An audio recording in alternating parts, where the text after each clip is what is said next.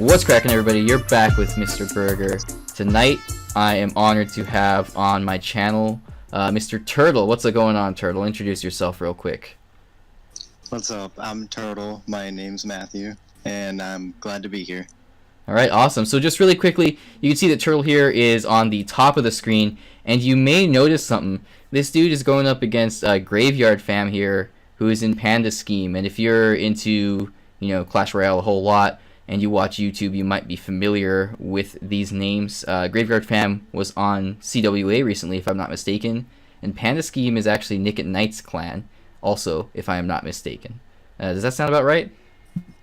Yep, that's totally right. Okay, awesome. So we have some great replays for you tonight, guys. I'm really psyched to have this guy on the channel. He's playing a variation of the classic log bait. It looks like the only difference here that you have is you're running Dart Goblin in the place of Ice Spirit.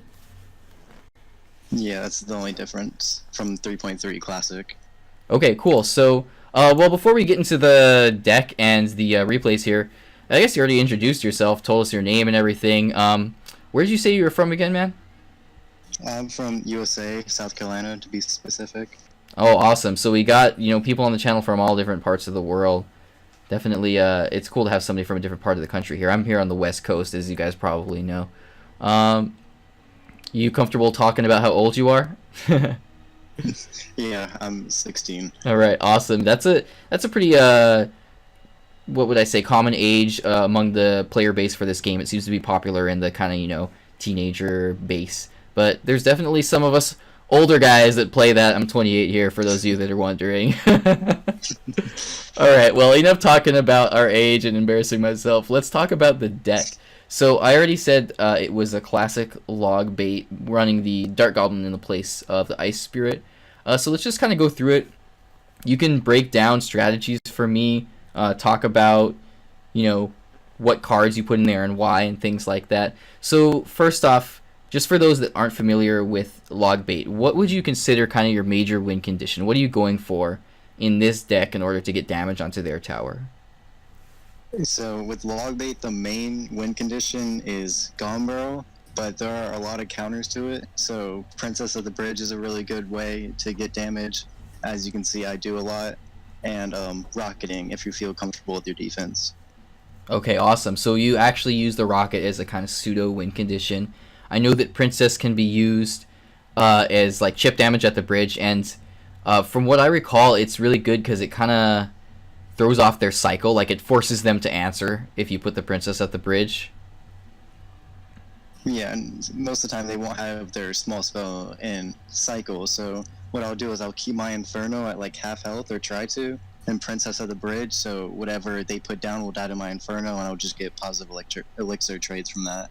Yeah, that's great. It's a great combo. And Inferno Tower recently got a buff, if I'm not mistaken. It was kind of underwhelming for a little while and just kind of, outranked by like Inferno Dragon and Tesla and stuff. But it's pretty competent right now. It's in this deck, and it's in that balloon deck that's been pretty popular recently as well. I like that card. It's a fun card to play with. So let's see. What else do we want to talk about? What would you... I guess log bait is its own archetype. My next question was going to be, what kind of archetype would you consider this deck? What would you call it? I just call it log bait. That's how it's been known ever since it came out. Yeah, pretty much. It's kind of like a control deck, but it's got its whole own element of, baiting out their spells to it. Yeah. Alright, let's go ahead and jump on into another replay. Alright guys, this next replay here, I want to point this out, is up against XFPRO of Nova 1 Swiss, and Turtle here was telling me he's like 700th in the world or something like that right now. Is that correct? Yeah, and Nova Swiss is a top clan, I believe top 50 clan in the world, so it's really cool to go against someone like this and win. Yeah, no, absolutely. I mean, we got some awesome replays with GRAVEYARDFAM before this, and then this guy now. Yeah, the Nova whole clan family, I know they're like one of the top clan families in the world for sure. Yep. So let's talk more about this deck. Now, log bait, the whole concept is to, bait out their log, essentially, or their light spell, and then punish them with your alternate cards that are susceptible to that spell. So that being said, what do you find to be some of the most difficult matchups with this deck? Do I still... What was that? What was the question? Oh, I'm sorry. What do you find to be some of the most difficult matchups for this deck? Like, what decks, what archetypes are hard for you to go up against? Definitely Giant Triple Spell and Expo, either the 3.3 or 2.9 version. Okay, Expo, really? What makes Expo difficult for this? Expo outcycles my main win condition, which is Golem Barrel. And anytime I want to Princess's Bridge, they'll predict it with Ice Golem or Skeletons or something and take it out with no problem. So they always just outcycle me, and if I don't have Rocket and cycle for their Expo, and I try Inferno, they're just gonna Skeletons, and I lose the game at that point. Yeah, Expo's really, like, unforgiving. Like, once they get the one lock on, you can do so much damage to your tower, even with just, like, a quarter of its health. It's insane. So, especially with the buff. Yeah, that's right. It did get a buff recently, huh? Yeah, I forgot about that. All these balance changes, man. It's hard to keep track of everything. Every month it's different, right? Yep. So when you go up against a hard matchup, let's talk about Expo first, then we'll talk about the other one. How do you handle this? Like, what do you do to try to keep things under control? Oh, that was a cool Goblin Barrel there, or Valkyrie there. I didn't realize they could still do that. Kill all the goblins in the Goblin Barrel. When that happened, I was actually confused because I've never seen that before, so... Well, it used to be able to do that when they buffed her attack speed, and then they nerfed it, so she couldn't anymore, and I think they slightly buffed it again, so I guess that's confirmation right there that it still can. But anyway, let's get back on track here. I was asking you about how do you handle those difficult matchups such as Expo? So for Expo, say he gets a couple hundred damage on one tower, and I know he has Expo, I can cycle. If I want to keep my Rocket for Rocket cycling, I'll preemptively place my Inferno at the bridge, and most of the time I'll lock on his Expo because he'll place it down. But even if he doesn't use Expo at that time, he'll go with Skeletons or Ice Golem or even Archers to try to kill it, and I'll just Princess or Log or keep it alive as much as possible and make him have to deal with that. Yeah, got it. Okay. So really, it sounds like you lean a lot on the Rocket and the Inferno Tower when you're going up against Expo. Yeah, that's what you have to do or you won't win. Yeah, definitely. Oh, it looks like you're able to come in clutch there with the Rocket there. I was thinking that tournament standard level, I'm like, oh, that's not enough damage to finish it off, but I realized, oh, wait, this is ladder, so that is enough to finish it off. Yep. Alright, well, let's go ahead and jump on into another replay. Now, you told me that there was another difficult matchup. I think it was Giant Triple Spell. Is that correct? Yes, that's correct. Alright, so how would you handle Giant Triple Spell if you're going up against it? So, Giant Triple Spell, Princess at the bridge is a really good way to get damage because usually they'll only have minions or a skeleton army, which I can pre-log with skeleton army. For minions, I can just Dark Goblin or Night Kite it and then push opposite lane. Mm-hmm. If they have minion horde, I'd go Inferno right in front of your tower and then Princess right away if they minion horde, just so it doesn't lock on. And if he zaps, by that point the giant's gonna be dead. So I think that's just the best way. Again, Princess damage at the bridge and Rocket cycling whenever possible. Yeah, because it's going to be really hard to get any connection with like the Goblin Barrel or the Goblin Gang, because they have so many spells. I mean, it's in the name. It's Giant Triple Spell, so they got a bunch of things to answer all your stuff with. And it runs like, isn't it like a double light spell and Tornado or something like that? Isn't that what it runs? Most of the time, for at least my trophy range, it's Log, Arrows, and Fireball. Oh, really? Okay, that's good to know. I think some of the variations that I've seen are like Barbarian Barrel, Zap, and Tornado, or something like that. But you know what I mean? Like, there's going to be a lot of different variations. And like you said, it depends on the trophy range as well, if you're playing it in challenges, or high ladder, or medium ladder, or whatever. Yeah, definitely. So, let's see. Now that we've talked about some of the difficult matchups, just as a generic answer, first of all, going up against most decks, what are some of your opening moves? Like, what do you like to do, and what would your ideal starting hand be if you could have one? So, the best starting move is Golem Barrel in the safe position, because you get to see what spell they have, what light spell. You can see if they have Tornado, and if they don't use a light spell, they will use a different card, and by that card, say they play like Minion Horde, you could assume it's Giant, and get prepared for that, and it just gives you an idea of their deck just by playing one card. So you said, you said Goblin Barrel in the safe spot, is that correct? Yeah, on the if you're going for the right tower, it'll be on the bottom right corner. If you're going for left tower, it's bottom left corner. Right. Okay. So same thing for like the miner. For those of us who are unfamiliar, that's kind of the safe spot. And if they do have tornado, they can't tornado all your goblins or your miner into their king tower and activate it in that safe spot. So that's the idea behind that. So if you don't have the goblin barrel, what would you do? What are some other options? Princess behind your king tower. It lets your opponent know what you have, but it's still a very passive and safe move. Yeah, definitely. Yeah. Do you like the goblin gang at the bridge, split goblin gang in the back, anything like that? If that's all I have, say I have Rocket, Knight, Inferno Tower, and Log.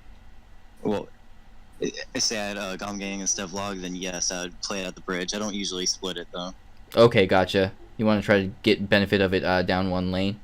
Yeah, because some people don't have enough reaction time and they'll miss a goblin or two if they log, and it's really good. Yeah, no, that's a good point. It can be a decent opener at the bridge. It doesn't sound like it's the most ideal, but it sounds like it's definitely an option. So that's it for opening moves. Let's talk about what your most ideal starting hand would be. But let's go ahead and jump on into the next replay. Alright, so you've told us what you would do as an opening move. So kind of really quickly, an ideal starting hand, it sounds like you would have like Goblin Barrel and Princess in there because those are your ideal openers. What else would you want in your ideal starting hand? Before that Hog Rider right there that you just saw, I was actually, my game crashed, so I wasn't here for a few seconds. Oh, got a free 1000 damage. Dang. So just want to make that point. Okay, yeah, that's good to know. Ooh, shiny Goblin Barrel, by the way. Yep. Alright, so ideal starting hand. I'd say definitely Princess and Goblin Barrel. Just in case he logs Goblin Barrel or logs Princess, I can do the other one. I'd say Inferno Tower and Goblin Gang, because if they giant to start, I'll have Inferno Tower, and if they do anything that needs Goblin Gang, I'll just have it ready. Got it. Okay. Yeah, so in that case, you got pretty much an answer to most anything. Yeah.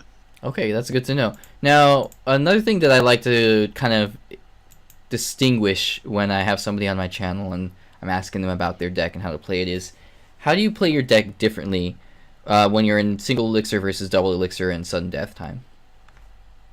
So, single elixir, I'd say play more passive unless they use their small spells. If they use their small spells, you can go ahead and brush the opposite lane or whichever lane you feel is best.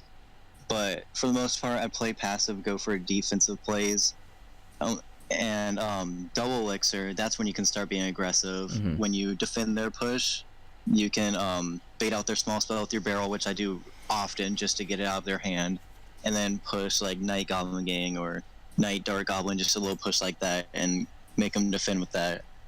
And sudden death, I think rocket cycling and Princess the Bridge is the best way, and then use your Inferno for their tanks and everything else you have just to defend.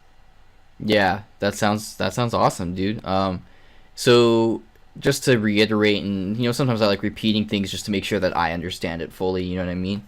So it sounds like when you're in single elixir, you're kind of playing passively, you're defending, you're playing defensively, you're not being too aggressive. Double elixir, you can be a little bit more aggressive with maybe like a gang at the bridge, Princess at the bridge, being more aggressive with throwing the goblin barrels in. And then once you get into sudden death time, you can do things like rocket cycle just to finish off their tower. Yeah, exactly. Okay, awesome. Now, one thing I want to ask you actually before I forget is, tell me why you're using Knight over Valkyrie. Okay, Knight, I use it personally for the faster cycle, and I feel like it's just better in a lot more cases and in this meta. I have been experimenting with Valkyrie. Mine's only level 12, but it's not very level dependent. But I just think Knight for 3 elixir is a better answer to most things instead of Valkyrie. Yeah, no, I really like Knight. As you guys know, if you've been on my channel for a bit, and as you can see here in the layout in the top right hand corner of the screen here, it's my face over a picture of a Knight, because he was my favorite card. He got the nerf stick many times, but he recently got buffed a few times, so he's in a pretty solid spot right now. And like you mentioned, Turtle, it sounds like he's good in the current meta too. Not only are his stats pretty decent again, but he's good based on what's popular right now. Yeah, definitely. So just as an alternative, guys, you could definitely run Valkyrie if you prefer that. I think for a little while, some bait decks were even running like Miner, whatever is, popular in the current meta, pretty much. So let's see. Another thing that I would like to talk about is what are some big mistakes that you could make in this deck that we want to avoid. So like, what do I not want to do? What is something that if you saw me do, you'd be like, face palming and be like, oh, that's a noob move. Definitely over defending. I've seen a lot of people with log bait think that just because Gum Gang doesn't have, like, it's not a big tank, that they can't defend just alone with it. Mm-hmm.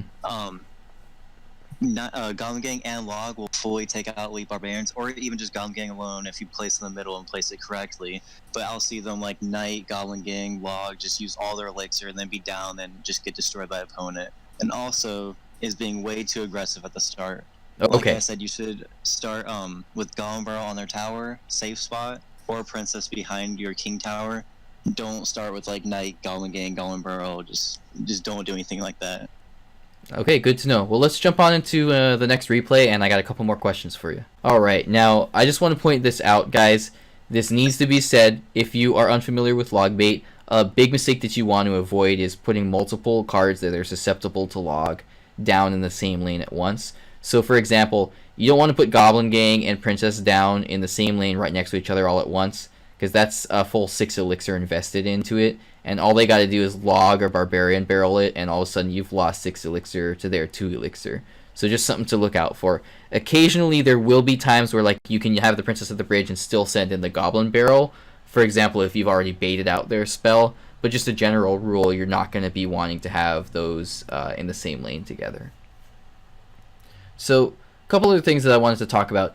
You're playing this at a pretty high trophy range. Do you have any recommended trophy range for this deck, or is it pretty universal? I've seen log bait, like this almost exact version, just Ice Bear instead of Dart Goblin. Mm-hmm. I've seen it at 4,000 trophies. I've seen it at 6,500 trophies. I think anywhere from there is really good for this deck to shine, especially if you have it leveled up. Yeah, I agree. Next to 2.6 Hog Cycle, this is one of the most timeless, universal, and popular decks out there. So it's been around for a while. Obviously, as you mentioned, most people would be running Ice Spirit in the place of Dart Goblin. That's kind of the classic version of this. But either way, it's been around forever. So the next thing that I'd like to mention here, and then we're going to go ahead and actually watch one loss replay and try to point out where he went wrong. But lastly, I would like to talk quickly about card replacements. Now, there's a lot of card replacements in log bait decks, but I want to give you the floor here. I mentioned Ice Spirit in the place of Dart Goblin numerous times, so there's that one right there. But what else? Like, do you have any replacements for, say, like Princess, Goblin Barrel, Knight, or anything like that? So those that you mentioned, 2 of those like kind of have to be there. Like, in Princess, if you're using the deck that I'm showing now, you can have Dark Goblin and Ice Spear instead of Princess, or vice versa.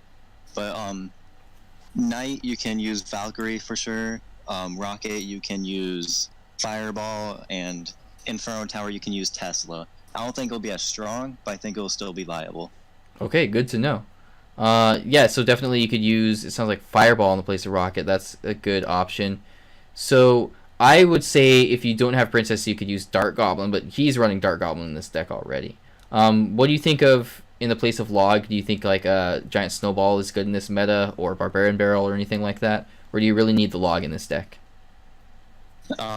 I think multiple things would work. I used Snowball for a little bit of time, and that worked pretty well with the last meta. Mm-hmm. In this replay you're watching now, it could be really good with arrows, which I used for a while also. Yeah. So I think one of those 2 would be best. Yeah, going up against all those lava clone decks, arrows would be definitely a really viable option. Yep. All right, let's jump into that last replay, and we can see if we can point out some mistakes that you may have made. All right, guys, so for this last replay, before we talk about specific decision-making, are there any last-minute like tips, any tricks, any like kind of pro tips that you have, or any tricks up your sleeve that nobody's heard of, or anything like that for this deck that you'd like to share with us?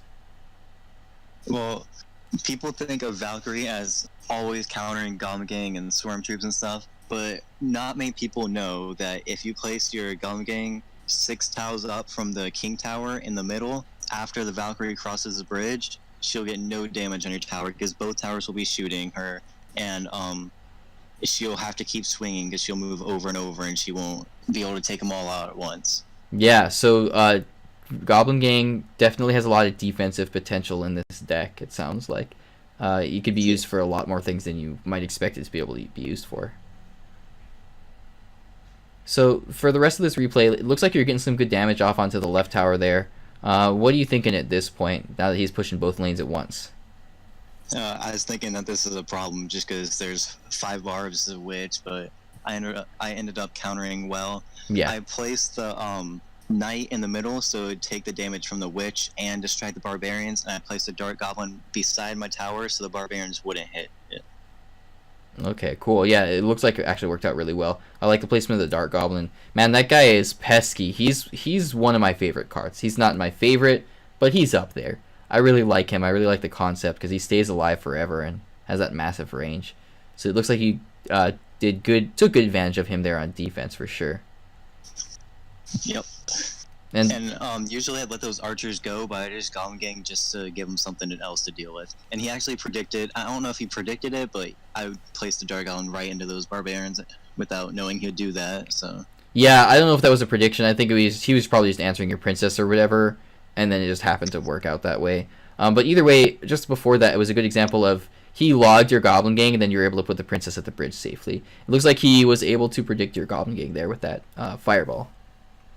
What I did wrong right there was I placed my log a little too early. I should have waited 1 more second, and then I would have had my tower. I probably would have won this game. So I think that's the biggest mistake I made all game.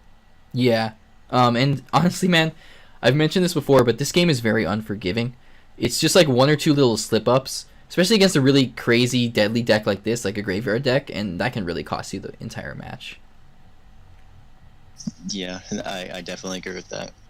So at this point, looks like you can just rocket his left tower if you have to. You've probably got that in mind. That's why you're going for the right tower at this point. Yeah. Oh, but there's no need. You finished off the left tower there. So what are you thinking now with that graveyard? It's a naked graveyard on the left. It looks like you don't really need to do too much to answer it, huh? I went Knight Goblin Gang opposite lane because I knew he was going to do that. If I didn't do that, he would have placed Graveyard, then Giant in the middle. That's why I preemptively put Inferno Tower. So when he didn't do that, I just used Dark Goblin for light defense, and now I have that there sitting. I'm just going to cycle another one just in case he kills it, and then I need it for his next Giant. Yeah, and then you see that log there, so you know that he doesn't have it in hand. So you can safely put down your Goblin Barrel on the right. It's going to get some damage off into his tower there. That's good. But yeah, that Giant Graveyard combo, man, that is deadly, and it looks like there's just really nothing you can do but that at the end there. The Giant just connects to your tower, huh? I was just 1 rocket away. I couldn't hold on for those last few seconds. Yeah, I think that.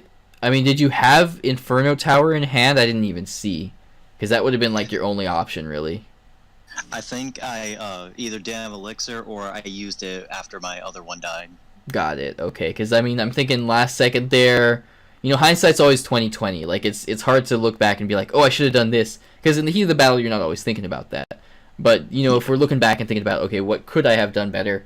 That's probably the only thing that would have been pulled off there that would have really gotten you that proper defense and that win. But again, if you A, didn't have it in hand, or B, didn't have enough elixir for it, then there's really nothing you could have done about that. Alright guys, I think that is it for tonight. Thank you all for watching until this point. You're awesome if you've made it this far. Now Turtle, before we wrap up this video, do you have any closing remarks or any shout outs or anything like that you want to leave us with? I'd like to shout out my main clan. It's Zion Fire Skull, Zion and then Fire Skull. And closing remarks is, right now my standings are, I'm 2,557th in the world currently, and 5401 trophies. I think it will work anywhere from, like I said before, 4,000, like 6,500. I think I'm pushing to 5,800 this season with it. So if you think about using it, just come back to this video, watch what we talked about, and you'll have success with it. Yeah, that sounds awesome, man. I think that is a great way to wrap things up. This is a very timeless deck. It's been around forever, like I mentioned, and it's seen worst days. Are you an OG log bait player? Like, have you been playing this deck forever, or is it just something you're doing right now? It's been like at least a year and a half that I've used it. So you know it's seen worse days. So it sounds like it's in a little bit of a better spot right now. Is that fair to say? Yeah, last meta there was Snowball, there was Barbarian Barrel, and Tornado in like everyone's deck. So yeah, definitely. So if you're thinking about trying out log bait, guys, this is definitely a great meta to do it in. Anyway, any last words? That sounds terrible. Any closing remarks here before before we wrap up the video? I think it's all good. I think we're good. All right, awesome. Thank you guys so much for watching. I really appreciate it. Make sure to leave the video a thumbs up if you enjoyed it, because it helps out more than you know. If you have any questions, any comments, you want to come on the channel and share your deck, leave a comment in the comment section below. I'll be sure to get back to you guys. And if you're new to the channel, consider subscribing. I cover all kinds of different fun decks. You know, cover balance changes, things like that all the time. Anyway, thanks so much for watching, guys, and have a good night.